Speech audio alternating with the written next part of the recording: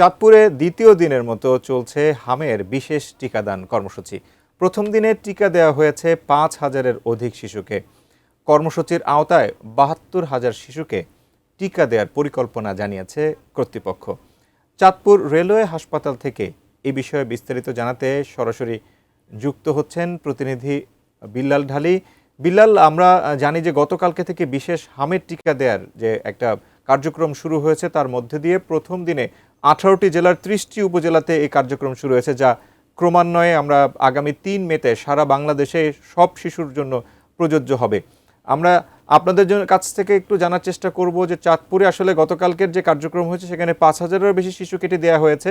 আমরা জেনেছি যে ৭২,০০০ শিশুকে দেওয়ার কথা। কি আছে আপনার কাছে, জানাবেন। চাঁদপুরে ৩টি স্থানে হামের টিকাদান কর্মসূচি শুরু হয়েছে গতকাল। আজ দ্বিতীয় দিনের মতো চলছে সেই কর্মসূচি। প্রথম দিনে চাঁদপুরে ৪৮৮টি কেন্দ্রের মাধ্যমে প্রায় ৫,০০০ অধিক শিশুকে এই টিকা দেওয়া হয়েছে। আজকেও প্রত্যাশা করা হচ্ছে যে সমপরিমাণ শিশুকে টিকা দেওয়া হবে। চাঁদপুরে ৭৮,০০০ ডোজ বরাদ্দ পেয়েছে এই বিশেষ টিকাদান কর্মসূচির মাধ্যমে, যার মধ্যে কর্তৃপক্ষ যারা আছেন তারা ৭২,০০০ শিশুকে এই টিকাদান কর্মসূচির আওতায় আনার পরিকল্পনা করছেন। এখানকার আমি সকাল থেকে বেশ কয়েকটি কেন্দ্র ভিজিট করেছি, দেখেছি যে স্বতঃস্ফূর্তভাবে শিশুদের অভিভাবক যারা আছেন তারা টিকাদান কেন্দ্রে আসছেন এবং খোঁজখবর নিচ্ছেন যে তাদের যে সন্তান আছে তারা টিকা নিতে পারবেন কিনা।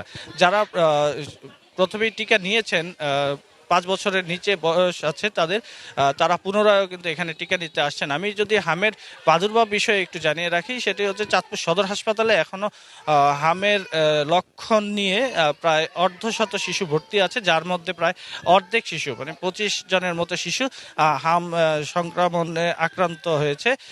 যদিও চাঁদপুরে এখন পর্যন্ত হামে আক্রান্ত হয়ে মৃত্যুর কোনো সংবাদ নেই। আমি সিভিল সার্জন, চাঁদপুর জেলা সিভিল সার্জনের সাথে কথা বলেছিলাম। তিনি বলছেন যে ২১ তারিখ পর্যন্ত এপ্রিল মাসের এই টিকাদান কর্মসূচি চলবে। তার মধ্যেই চাঁদপুরের যেই টিকা উচ্চ ঝুঁকি আছে হামের, সেটি নিয়ন্ত্রণ করা সম্ভব হবে বলে তারা প্রত্যাশা করছেন।